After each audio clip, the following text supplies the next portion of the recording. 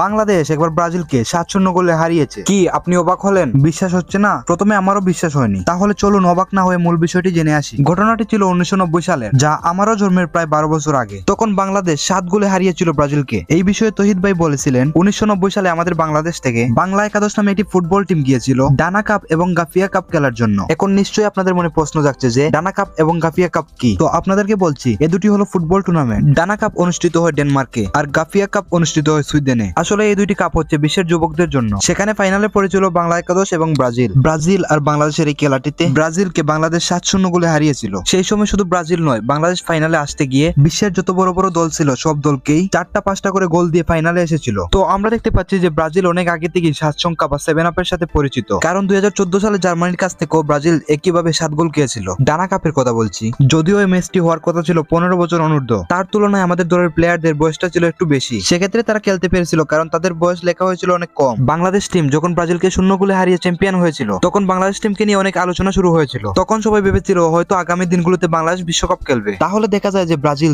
দুইবার 7 গোল খেয়েছিল। ইতিহাস ঘাটলে তো সেটি বেরিয়ে আসে 1990 সালে বাংলাদেশের কাছে এবং 2014 সালে জার্মানির কাছে। বন্ধুরা, ভিডিওটি একটুখানি ভালো লেগে থাকলে একটি লাইক দিবেন এবং চ্যানেলটিকে সাবস্ক্রাইব করে আমাদের পাশেই থাকবেন। আর এই ভিডিও সম্পর্কে কোনো মতামত থাকলে অবশ্যই কমেন্ট বক্সে জানিয়ে দিবেন। অসংখ্য ধন্যবাদ পুরো ভিডিওটি দেখার জন্য।